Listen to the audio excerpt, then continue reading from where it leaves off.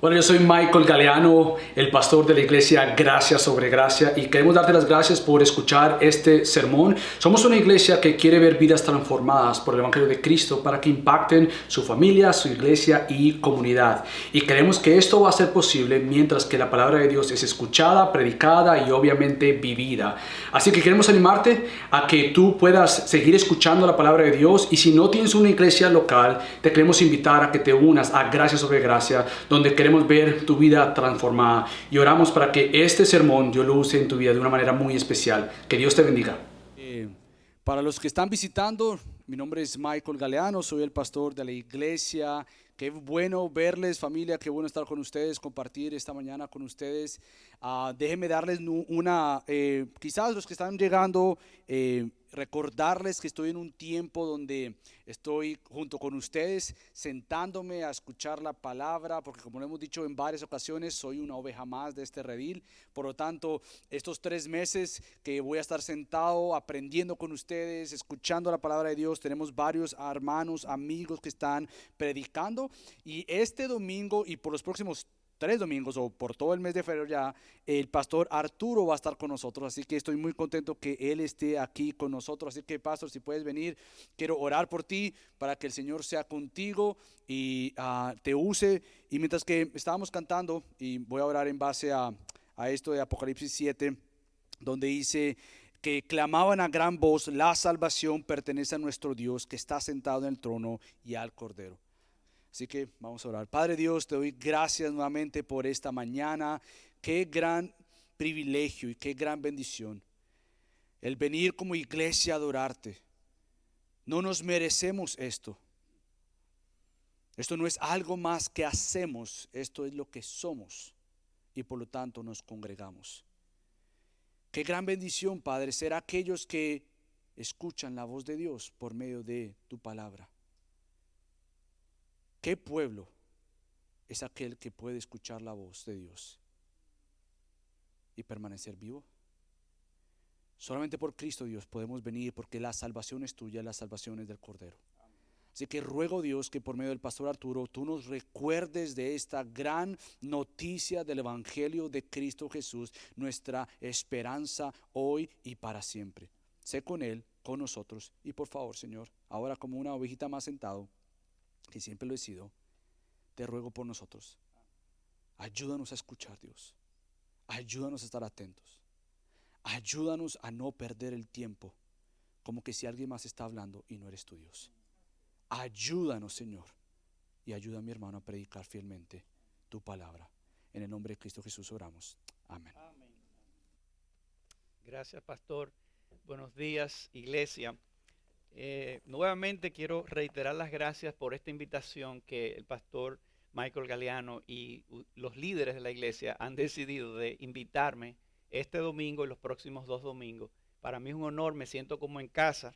El pastor que me pastorea mi alma en mi iglesia, yo le estaba dando este reporte de que venía a pastorear para acá, y estaba un poco celoso y preocupado porque decía, bueno, cuidado si después te ofrecen algo, quedarte allá o algo. Y entonces dijo, mejor invítalos tú aquí para que vengan a hacer alguna conferencia o algo, porque total, ellos no van a estar celosos, nosotros no sabemos hablar español, solamente inglés, así que estamos hasta hablando de esas cosas.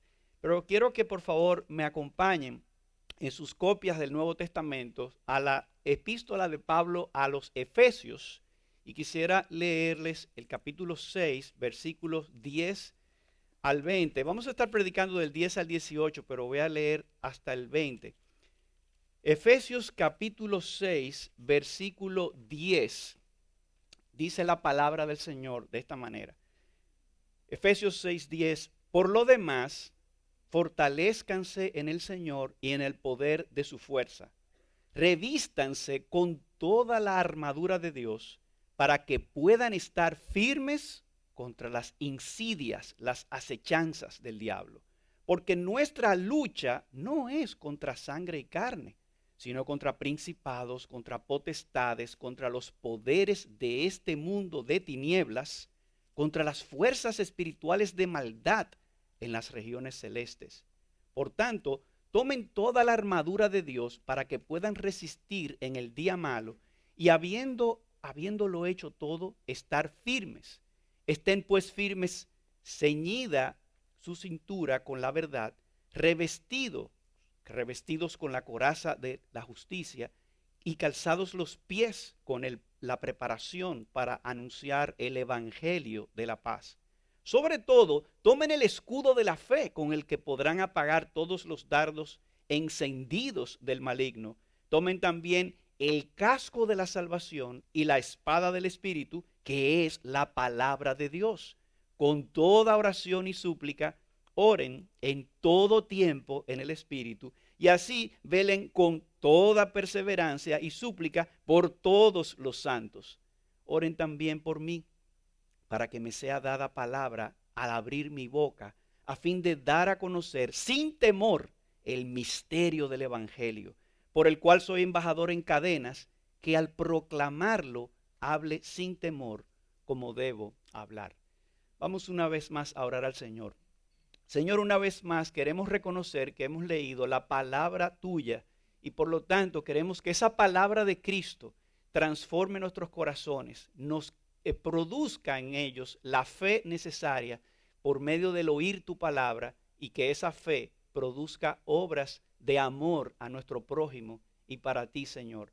Por favor, informa nuestras mentes, doblega nuestras voluntades y transforma nuestros corazones. Te lo pedimos en el nombre de Jesús. Amén. Nuestro hermano que estaba dirigiendo aquí los himnos estaban hablando sobre el pastor Charles Spurgeon.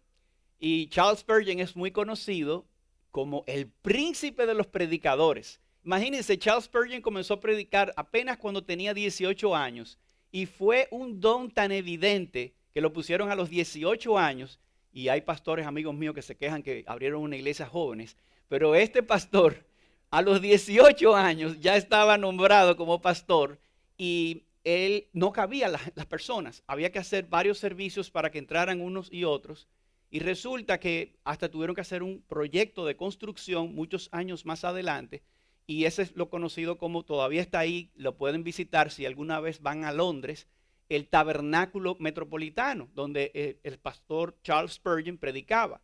Y habían como, no sé, creo que si mi matemática no falla, como algunas 5,000 personas ahí reunidas. Era una cosa enorme.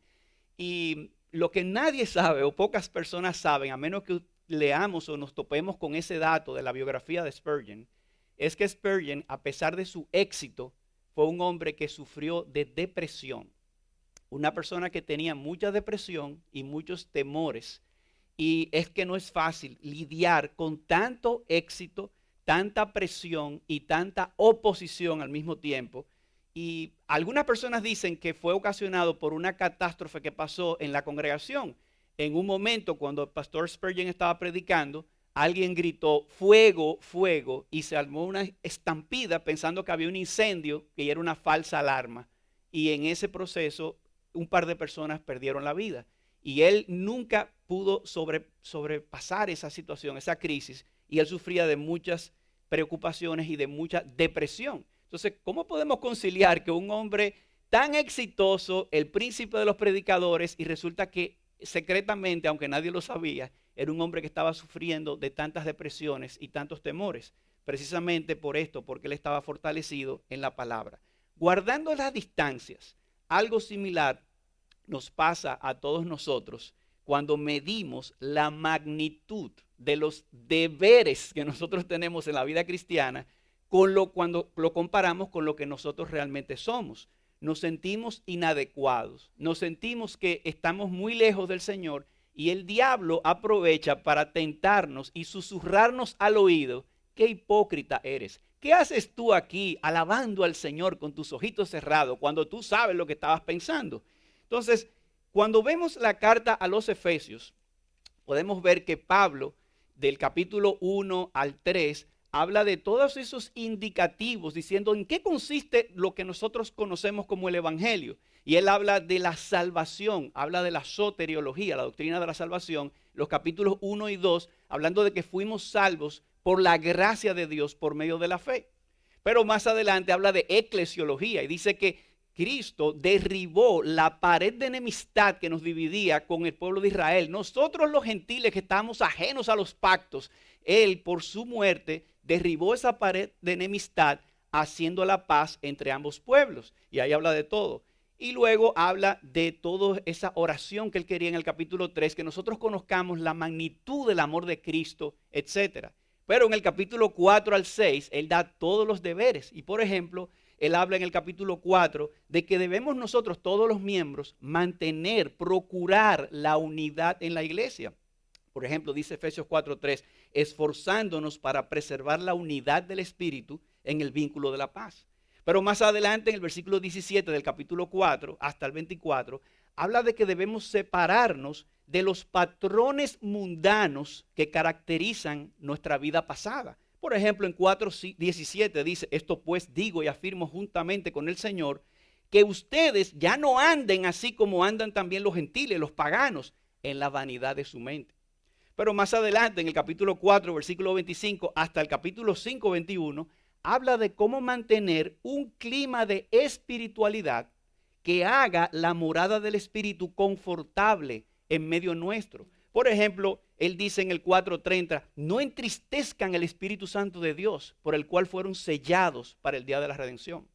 O en el capítulo 5, versículo 1, sean pues imitadores de Dios como hijos amados. O en el capítulo 5, versículo 18, y no se embriaguen con vino, en lo cual hay disolución, sino sean llenos del Espíritu. Y en el versículo 21 dice, sométanse unos a otros en el temor, en la reverencia de Cristo.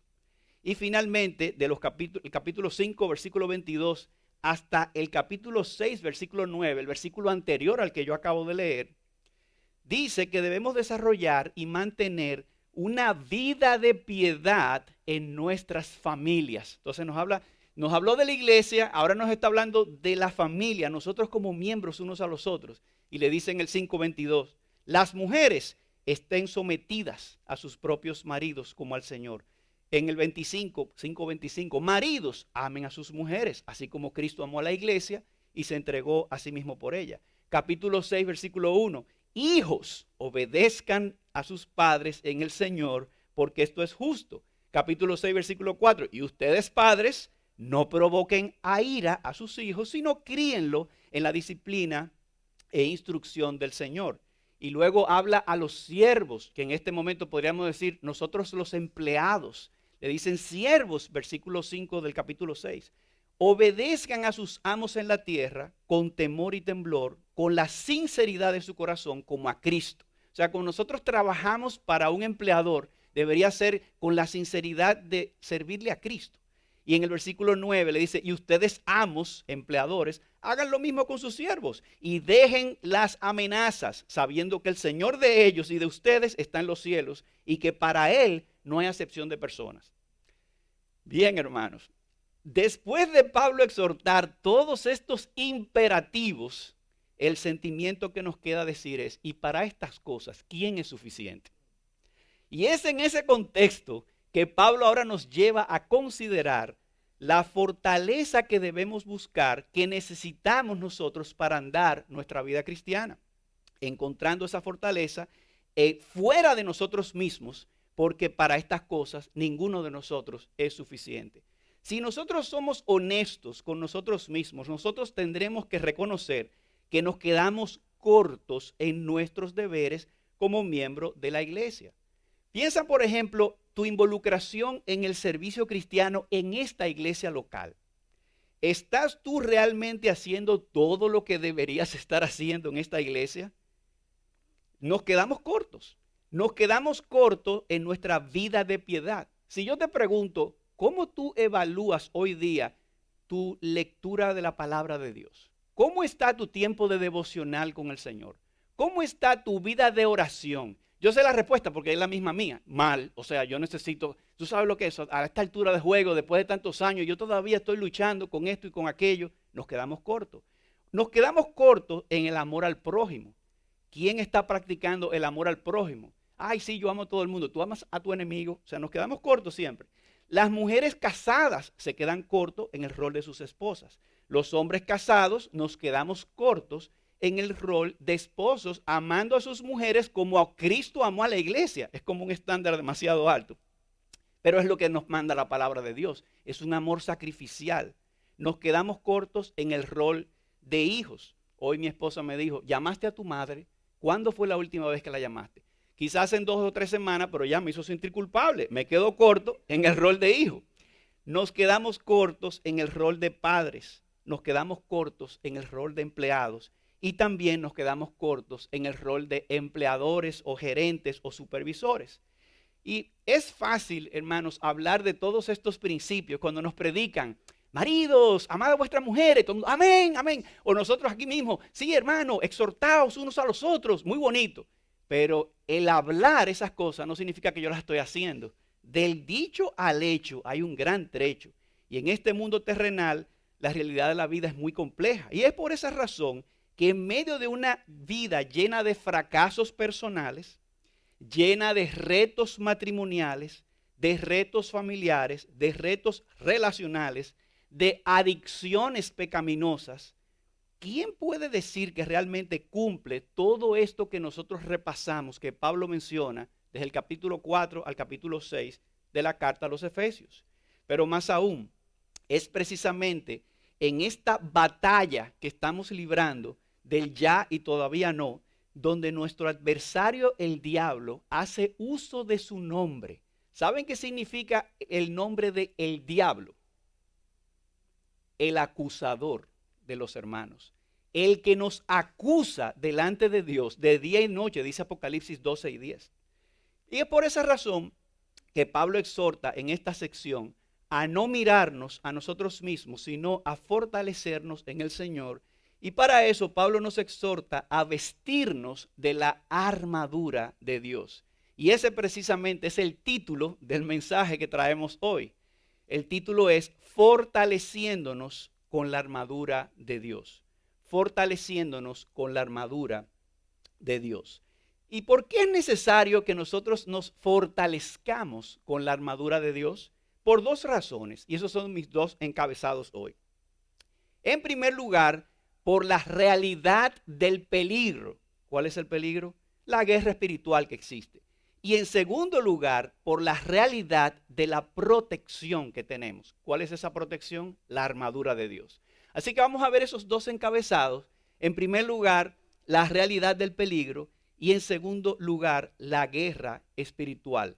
Leamos nuevamente Efesios 6, versículo 10, para que veamos la realidad del peligro.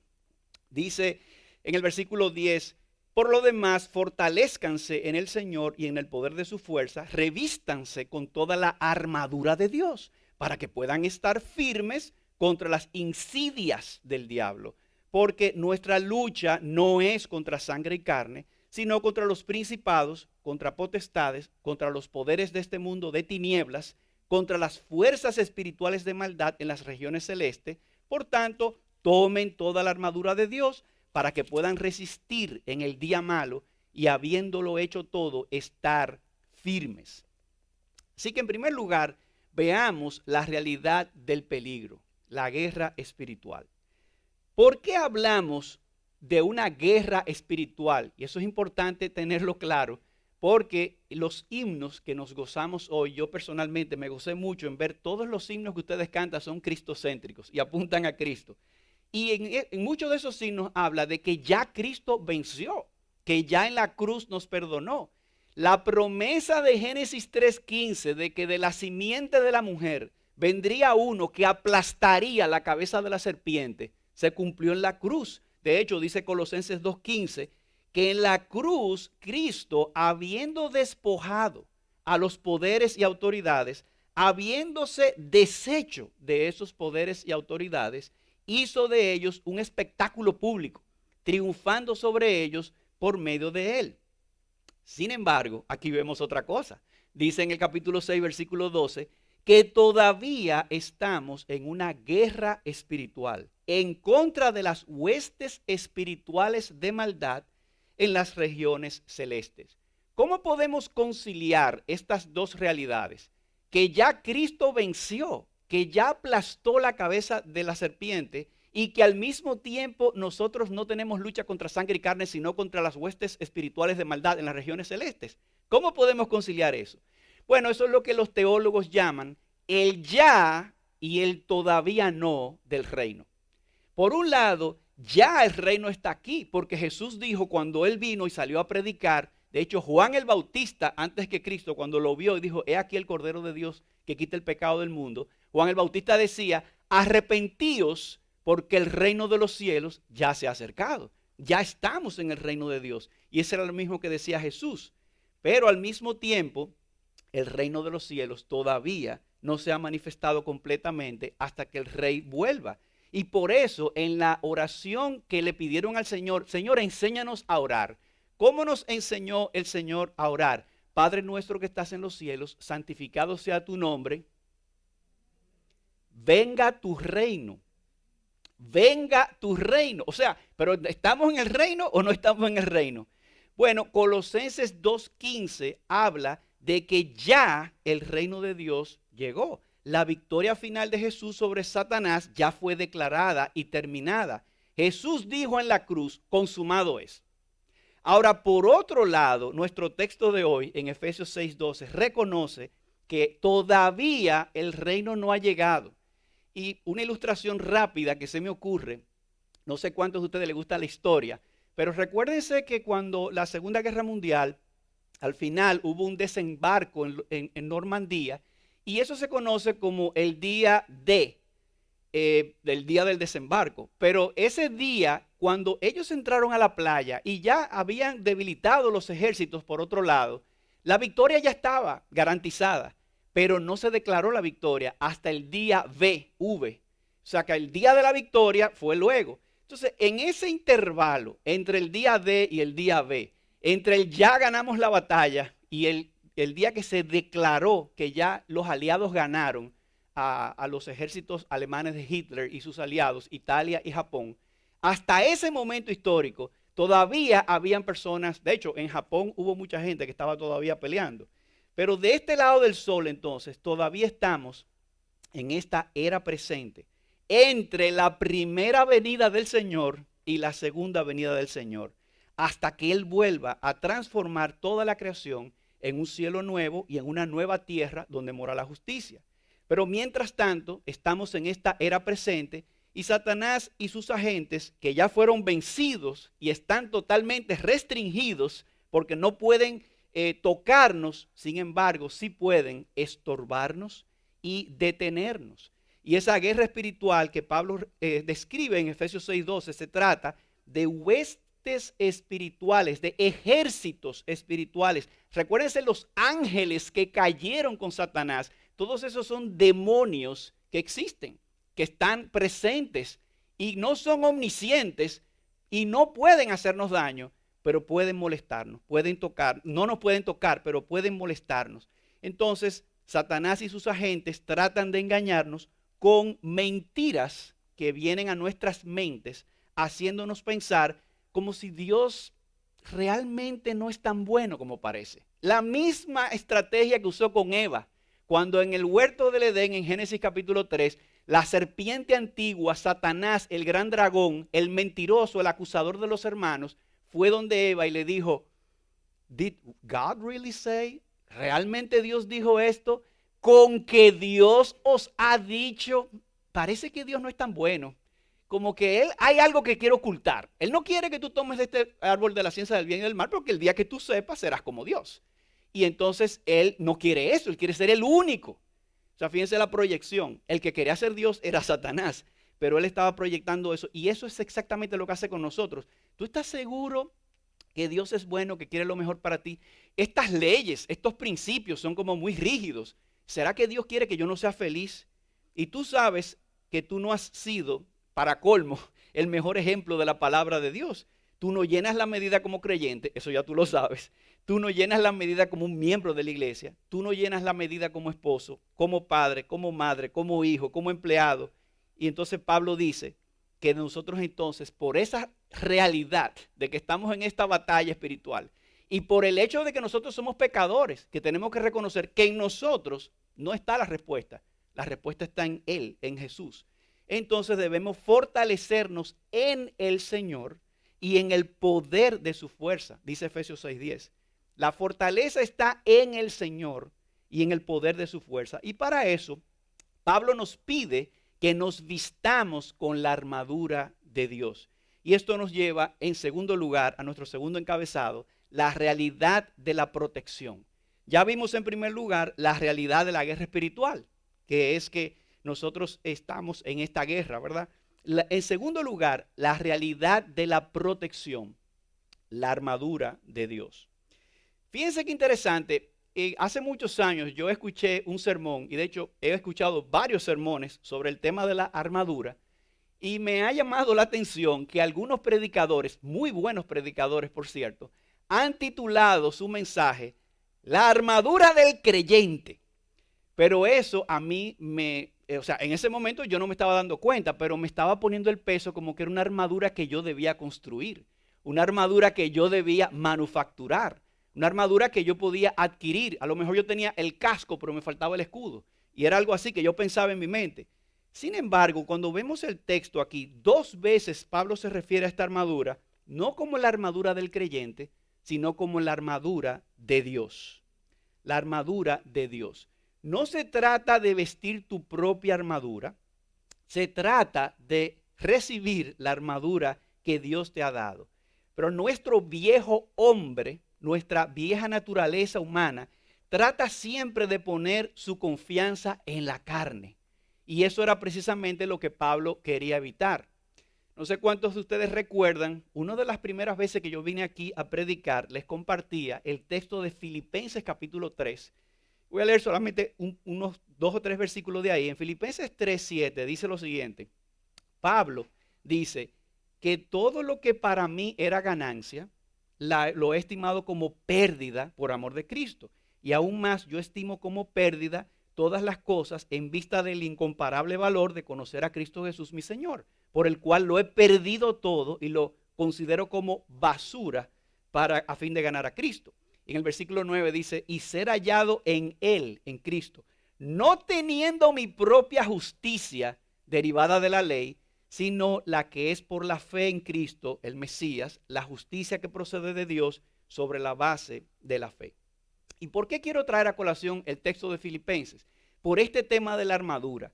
Resulta que Pablo estaba diciendo en Filipenses 3, miren, los judaizantes que quieren que ustedes se circunciden, ellos están buscando una justicia que es conforme a la ley. Ellos creen que por obedecer ciertos rituales, ellos están siendo justificados. Esa es la justicia que es conforme a la ley. Y Pablo dice, por cierto, si por eso fuera, yo tengo muchísimo de qué gloriarme. Porque yo no soy un judío prosélito que yo aprendí porque hice un curso intensivo del judaísmo. No, yo nací siendo de hogar judío, dice él, y yo fui circuncidado al 8º día, conforme a la ley. Yo soy un hebreo de hebreos. En cuanto a la ley, yo hice un máster, un PhD en fariseo. O sea que la más estricta de las sectas judías. Yo soy incluso de la tribu de Benjamín, que para los que no saben historia, la tribu de Benjamín y la de Judá fueron las que quedaron, las últimas. O sea que yo soy de los sobrevivientes. Yo tengo mi genealogía y tengo todo eso. Y Pablo utiliza una palabra muy fuerte, que es el único texto en toda la Biblia donde se menciona. La palabra skubala en griego significa excremento, vómito, estiércol. Entonces, yo no quisiera seguir dando sinónimos porque no quiero ser grosero, porque los traductores de la Biblia se cuidan mucho de ese tipo de cosas y tratan de hacer una traducción elegante. Pero la palabra es fuerte. La palabra es que Pablo está diciendo, oye, todo lo que yo he sido, todo lo que yo estudié, todo esto, yo lo tengo por basura porque yo quiero alcanzar la justicia que es conforme a la fe, no a la justicia que es conforme a la ley. Entonces, todos nosotros, hermanos, tendemos a confiar en nuestros logros, en nuestro resumen. Y esto es lo que Pablo describe como la justicia que es conforme a la ley. Pero a la hora de que vengan los ataques espirituales, cuando el diablo te susurre al oído, tú eres un hipócrita, tú no deberías ni ir a la iglesia, ¿para qué tú te vas a aparecer allá si tú sabes la vida desastrosa que tú has tenido? Tú no eres un ejemplo para nada. Entonces, tu currículum, tus logros no van a poder contra los dardos de fuego del maligno. Así que tú tienes dos maneras de defenderte de esos ataques del diablo. Una manera sería vestirte con tu propia armadura, tu propia justicia conforme a la ley.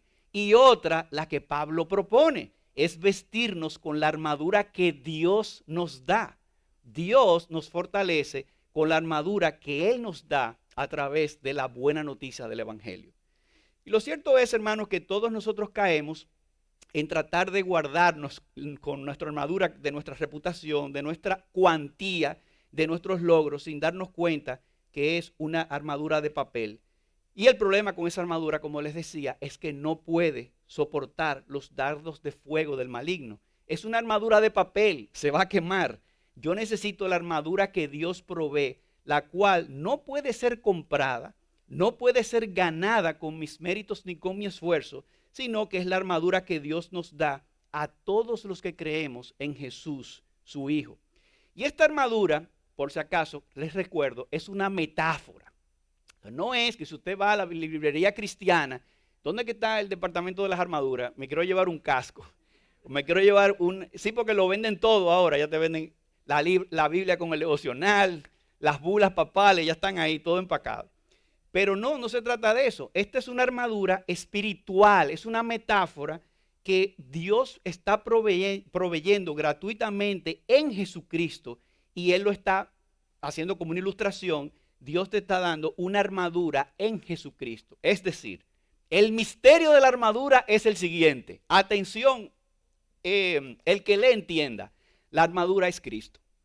La armadura es Jesucristo. A todos los que están en Cristo, Dios los ha unido en Él. ¿Y qué significa entonces vestirnos con la armadura de Dios?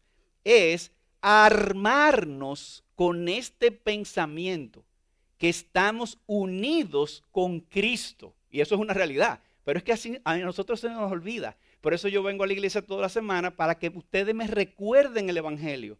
Yo necesito de sus dones para que me los recuerden por medio de las alabanzas, por medio de las exhortaciones, por medio de la predicación.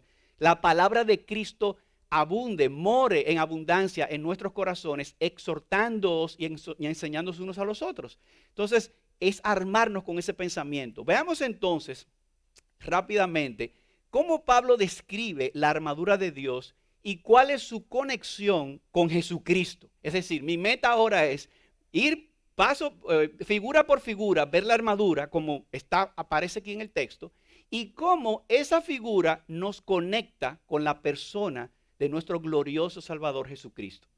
En primer lugar, él menciona el cinturón de la verdad. Efesios 6:14, la primera parte dice, estén pues firmes, ceñida su cintura con la verdad. En otras palabras, sería como decir, apriétate los pantalones o apriétate la vestimenta con la correa, con el cinto que es la verdad. ¿Y qué es la verdad? Ustedes saben. La verdad no es un concepto, la verdad es una persona. Jesús dijo, yo soy el camino y la verdad y la vida. Jesús es la verdad y la verdad de Jesús es mayor que la mentira que te está diciendo el diablo. Entonces, cuando el diablo te miente, el diablo es mentiroso desde el principio, Juan capítulo 8. Desde el principio le está hablando mentira. Y cuando él te dice una mentira, ¿será que Dios, cuidado si eso no es así, tú estás mal, mira, no confíes en Dios? Mira, a ver, trata de ver por si acaso, porque Dios no es confiable, pero la palabra de Dios es la verdad. Entonces, citando el profeta Jeremías, dice, porque perdonaré la maldad de ellos y no me acordaré más de sus pecados. Pero ¿saben la mentira que yo tengo que luchar mucho en mi corazón? ¿Y si Dios no me ha perdonado? Yo sé que Él perdona y yo sé que Jesús murió por los pecadores, pero ¿y qué tal si yo no fui elegido? ¿Y qué tal? Dios puede mandarme al infierno sin ningún problema, porque no depende del que quiere ni del que corre, sino de Dios que tiene misericordia. Y si Él no quiso darme misericordia, el diablo poniéndome esa duda, pero yo recuerdo la promesa, porque perdonaré la maldad de ellos y no me acordaré más de su pecado.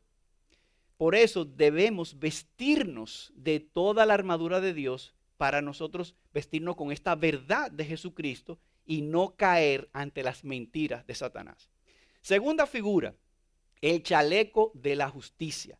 Dice Efesios 6:14, la segunda parte, revestidos con la coraza de la justicia. La coraza nos da la idea de cuando nosotros tenemos una pechera, de esa que utilizan los policías, un chaleco blindado.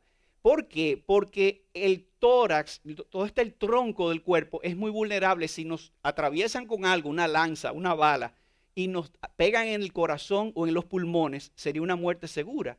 Entonces, él dice que para ilustrar esa justicia de Dios, dice, debemos revestirnos con una coraza, con un chaleco blindado, y ese chaleco blindado es la justicia. Ahora, ¿con cuál justicia? ¿Será con mi justicia propia o será con la justicia de Jesús? Bueno, dice un texto que ustedes mencionaron probablemente hoy, y mencionaron el de Isaías 53, que hace referencia a este de 2 Corintios 5:21. Dice, al que no conoció pecado, por nosotros lo hizo pecado, para que nosotros fuésemos hechos justicia de Dios en él. O sea que cuando Cristo muere en la cruz, su justicia te fue imputada. Ya delante de Dios tú tienes toda la justicia. De manera que debes revestirte de ese pensamiento. No es tu justicia, no es tu rendimiento, no es tu conducta la que te hace acepto ante Dios. Es Cristo, la justicia suya que te ha sido otorgada. De manera que ahora Dios te ve y te dice, tú eres mi hijo amado en quien yo tengo complacencia. A veces es difícil creer eso. ¿Cómo? Él no me puede decir eso a mí, eso se lo puede decir a Cristo, pero no a mí. Es que yo estoy en Cristo y todo lo que Él le dice al Hijo me lo está diciendo a mí porque yo estoy en Él. No por mi propia justicia, sino por la de Él. Tercera figura que vemos aquí, los zapatos del Evangelio de la Paz, 6:15. Efesios 6:15 dice, y calzados los pies con la preparación para anunciar el Evangelio de la Paz. Esta mañana cuando yo llegué, vi a los niños galeanos, es decir, Priscila y Sebastián, que tenían calzados unas botas a prueba de agua. Ellos estaban preparados para ir a la inundación de Florida, que si no nos gusta el clima, esperemos 5 minutos porque va a cambiar. Y estaba realmente lloviendo y ellos estaban preparados con el calzado adecuado para poder andar en esa situación.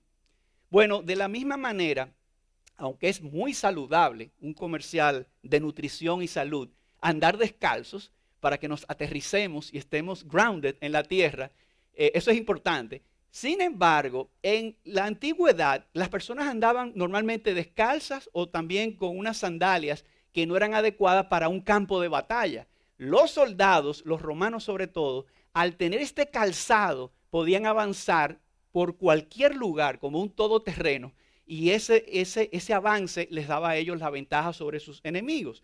Bueno, de la misma manera, él hace esa analogía. Dice que debemos calzar nuestros pies con la preparación para anunciar el Evangelio de la Paz.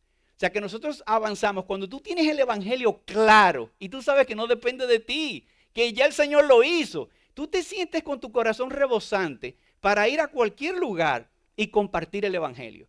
Tú sabes que la medicina va a ser la misma. Si hay una persona que está bien en la fe, tú le tienes una palabra del Evangelio para reafirmar su fe. Si es una persona que dice, es que yo no tengo fe, creo que me voy a desfallecer, yo ni sé si soy cristiano, el Evangelio es la misma medicina. Entonces debemos prepararnos con ese calzado para estar dispuestos y prestos, preparados para compartir ese Evangelio.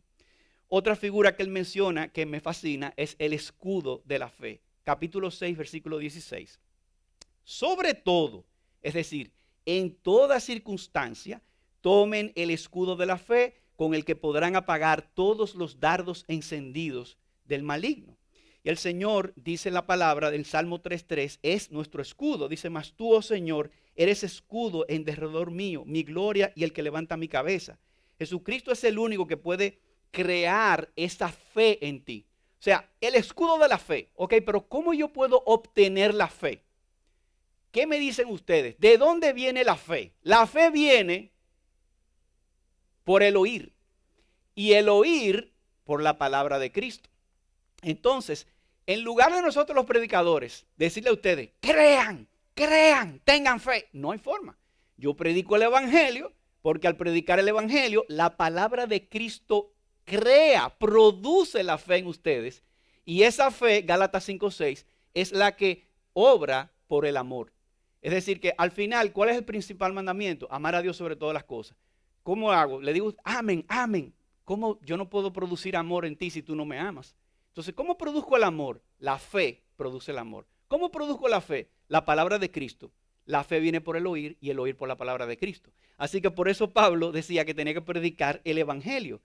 Al predicar el evangelio, a nosotros exponernos al evangelio, ese evangelio crea fe en nosotros y ese es el escudo que nos protege. Dios llama las cosas que no son como si fuesen. Dios crea con el evangelio vida de la muerte. Cuando tú escuchas el evangelio, Dios crea fe de tu incredulidad. Cuando tú escuchas la palabra predicada, es la misma voz de Cristo que te llama y crea fe en medio de tu incredulidad. Cristo te dice hoy, no temas, cree solamente. Él crea fe en ti donde solamente hay incredulidad y desaliento. Y les doy un testimonio personal muy rápido, pero cuando yo tenía 30 años de edad, yo tuve una crisis secreta, nadie lo sabía, pero yo tenía una crisis existencial de lo que les mencioné ahorita, de que si Dios no me eligió, y lo que me ayudó a salir de esa crisis fue providencialmente un libro de Juan Bunyan, donde él habla de un personaje llamado Cristiano y Fiel, y Cristiano y Fiel cayeron en un castillo de la duda, otra metáfora, pero esa duda es como si fuera un calabozo gigante, un castillo, y ellos estaban encerrados allí. Pero allí en ese castillo gigante, en el castillo de la duda, había un gigante que se llamaba el gigante de la desesperación. Y ese gigante de la desesperación los estaba dando golpes para decirle, mira, ya muérete, ya Dios no te quiere. Y es como si fuera una imagen. Yo no estuve en esa situación, gracias al Señor, como de pensar en un suicidio, pero es una situación así, cuando dice, mira, maldice a Dios y muérete, como le dijo la mujer de Job. Pero en ese momento, dice Juan Bunyan, que cuando ya Cristiano estaba a punto de fenecer, de fallecer, de morir, él encontró como que en el bolsillo él tenía algo. Y cuando lo sacó, era una llave que podía sacarlo del calabozo. La llave tenía inscrito, grabado en la llave, esta palabra, la promesa. Es decir, la promesa es la llave que te saca del calabozo. La promesa es lo que te recuerda quién es Cristo y por lo tanto te da la fe. La palabra de Cristo es la que obra fe. Capítulo 6, versículo 17 de Efesios. Tomen también el casco de la salvación. El casco de la salvación. El Señor es mi casco protector en mi cabeza. Dice el Salmo 140, versículo 7. Oh Dios, Señor, poder de mi salvación, tú cubriste mi cabeza en el día de la batalla. Y el Señor Jesucristo es el casco protector, el yelmo de mi salvación, porque dice 2 Timoteo 2:10, la salvación es en Cristo Jesús con gloria eterna. Por eso, cuando tú pecas o cuando tú seas tentado, lo primero que tú piensas es, cuando nos pasan esas situaciones, cuidado si yo ni siquiera soy cristiano. ¿Seré yo salvo? La salvación cuando se tiene nunca se pierde, pero uno puede perder el gozo de la salvación, la certidumbre, la seguridad. Y por eso cuando David se arrepintió de su grave pecado contra Betsabé y contra Dios, él decía, contra ti he pecado, Salmo 51. Él le dijo en el 51:12 del Salmo, vuélveme el gozo de tu salvación y espíritu noble me sustente. Sosténme con un espíritu de poder. Bueno, Jesús es el casco protector de tu salvación y Él cubre tu cabeza en el día de la batalla. Y aquí la otra figura que vemos en el capítulo 6, versículo 17, parte B, es la espada del Espíritu, que es la palabra de Dios. Dice que Jesús es el verbo de Dios, Jesús es la palabra de Dios, y por eso el autor de la carta a los Hebreos habla de Jesús, el Hijo, hablando en lugar de los profetas. Dice, miren, en otro tiempo Dios habló de muchas maneras, pero ahora nos habla por el Hijo. Y por eso decimos que el Hijo, quien es la imagen misma de la sustancia de Dios, quien sustenta todas las cosas, la expresión de Dios, es el que nos ha revelado a Dios. A Dios nadie lo conoció jamás, pero Jesucristo, dice literalmente Juan 1:18, es la exégesis de Dios. Es decir, es la interpretación, es la declaración de Dios. Y entonces, en ese sentido, al nosotros ser llenos de la palabra, somos entonces llenos del Espíritu Santo. Fue en esa misma espada del Espíritu que Jesús combatió a Satanás. ¿Se recuerdan cuando Cristo estaba en el desierto por 40 días y Satanás se le apareció para tentarlo, diciendo que convierte las piedras en pan, o que si subía al pináculo del templo le iba a dar todo el mundo, etcétera? Él le contestó 3 veces con el libro de Deuteronomio. Escrito también está, no solo de pan vivirá el hombre. Escrito está, no tentarás al Señor tu Dios. Escrito está, al Señor tu Dios adorarás y a Él solo servirás. Hermano, cuando su pastor les dice a ustedes que lean la palabra, que hagan el devocional, no es una tarea, es que ustedes le deben dar esa hambre de buscar la palabra, porque la palabra es la espada del Espíritu. Y esa palabra es la que nos mantiene vivos, la que nos mantiene alimentados. Entonces, ¿cuál fue mi solución cuando yo tuve esa crisis existencial? Precisamente esas promesas de la palabra de Dios, que es la espada del Espíritu, yo las escribí. Eso no fui yo que me lo inventé, sino que otro pastor, creo que fue John MacArthur, en su libro sobre la seguridad de la salvación, él decía, escribe todas las promesas que Dios te da en su palabra, que a ti te hacen vibrar tu alma. Por ejemplo, me encanta la promesa que dice, mis ovejas oyen mi voz y me siguen y nadie las arrebatará de mi mano. Si Cristo lo dice, entonces yo estoy seguro. O yo soy la resurrección y la vida. El que cree en mí, aunque esté muerto, vivirá. Que a veces uno tiene el temor de la muerte. No importa si te mueres, Dios te va a resucitar como quiera. Entonces, dice él eso, yo soy la resurrección y la vida. Recapitulando, hermanos, ¿qué es la armadura de Dios? La armadura de Dios ha sido provista en Jesús. Debemos vestirnos de Jesucristo armándonos. ¿Cómo nos vestimos? Armándonos con este pensamiento. Cíñete con el cinturón de la verdad. Vístete con el chaleco de la justicia, creyendo en la justicia de Cristo, no en la tuya. Cálzate con los zapatos del evangelio de la paz. Toma el escudo de la fe en Jesús. Ponte en tu cabeza el casco protector de tu salvación. Toma la espada del Espíritu, que es la palabra de Cristo, para que te defiendas a la hora de la tentación, recordando la promesa de Cristo. ¿Y qué puedes hacer para vestirte de Cristo?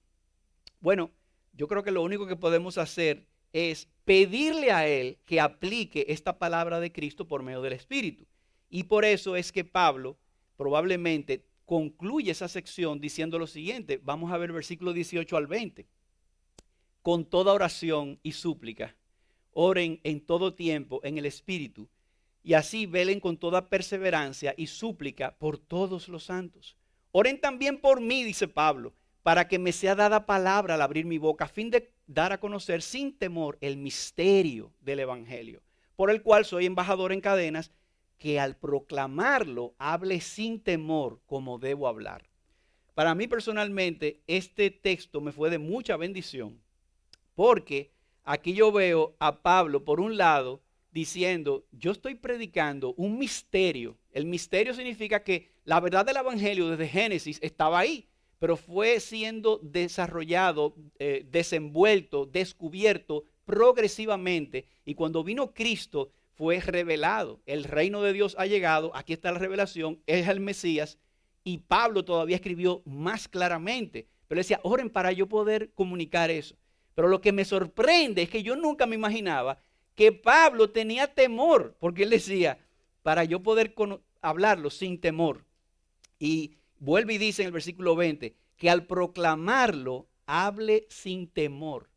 Y hermanos, déjenme decirle, todo el que se para aquí, delante de ustedes, con la palabra de Dios, si nosotros tomamos conciencia de lo que estamos haciendo, esto es para temblar. Todo el mundo se asusta, todo el mundo se pone nervioso. Lo que pasa es que hay una diferencia entre el que se le nota y el que no se le nota. Pero todo el mundo está temblando. Y precisamente Charles Spurgeon lo decía también. Charles Spurgeon decía que él se preocupaba cuando él no estaba preocupado. Pero sí, de hecho, en todo esto, les cuento esta ilustración para que tengamos esa confianza en que el Señor, a pesar de Satanás, está en control. Y es una ilustración un poco jocosa, pero se cuenta que hubo una señora que llamó a un programa de una emisora porque ella estaba, las emisoras son de esas que toman peticiones de oración. Si usted tiene un problema, ore, llámenos para nosotros orar por usted. Y la señora dijo, mira, mi problema es que yo estoy sola, yo vivo sola y ya a mí se me agotaron todas mis provisiones, yo no tengo trabajo y yo me voy a comer la última miga de pan que tengo aquí, no tengo nada y quiero que oren por mí para que me den provisión, el Señor me mande provisión. Entonces la emisora dijo, claro, démenos sus datos para que las personas nos llamen y podamos enviarle provisiones, etc. Ok, entonces así fue, pero providencialmente un ateo estaba escuchando el programa mientras estaba navegando en su radio y cuando oyó eso se le ocurrió la brillante idea de jugarle una mala broma a esta hermana. Lo que él hizo fue que llamó a la emisora, pidió los datos, la dirección y mandó 2 mensajeros, amigos suyos, le dijo, miren, vayan al supermercado, hagan esta compra y póngansela delante a la señora y díganle que el diablo fue que le envió eso. A ver qué ella va a decir. El diablo te mandó esto, mira, a ver qué ella va a decir. Entonces, así fue. Los hombres fueron, hicieron la compra, llegan a su casa, tocan la puerta y le abre la puerta a la señora y se pone contentísima. ¡Ay, qué bueno! Gloria al Señor, qué bueno. Y entonces ella muy emocionada poniendo las cosas en la mesa y los hombres como que buscando el chance para decirle porque ella no le dejó ni hablar. Y dice ellos, pero señora, ¿usted no quiere saber quién fue que le envió esto? Dice, no, no se preocupe, mire, cuando Dios ordena, hasta el diablo obedece. O sea que ya. Y eso es verdad. Lo mató ahí a los dos, ya no podían decir nada. O sea que fue así ya. El Señor mandó eso, ya no se preocupen. Así que hermano, es cierto que estamos en una batalla espiritual contra las huestes espirituales de maldad, pero también es cierto que el Señor Jesucristo ya venció y estamos protegidos en Él.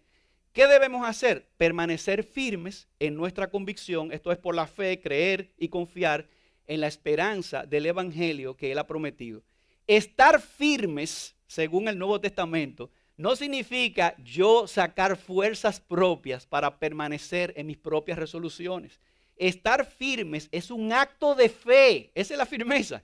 Estar firme, cuando le dicen en inglés a uno, hang in there, como agárrate de ahí por fe al Señor. ¿Basado en qué? ¿En una fe incierta? No, en la promesa, el que habló fue Cristo y Él nunca miente. Estar firme significa permanecer creyendo en la esperanza del Evangelio. Ya no vivo yo, vive Cristo en mí. La vida cristiana no se trata de confiar en mi obra imperfecta. La vida cristiana no se trata de lo que yo tengo que hacer. La vida cristiana se trata de lo que ya Dios hizo por mí.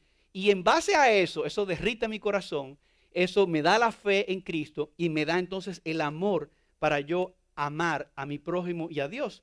Y les pido finalmente, simplemente, armémonos con estos pensamientos en Cristo Jesús. Amén. Señor, gracias nuevamente por el gozo que me das de poder compartir el Evangelio en esta amada iglesia. Bendice a cada una de las almas que están aquí. Tú sabes la necesidad de cada uno de ellos y la necesidad de quien te habla, de tu siervo.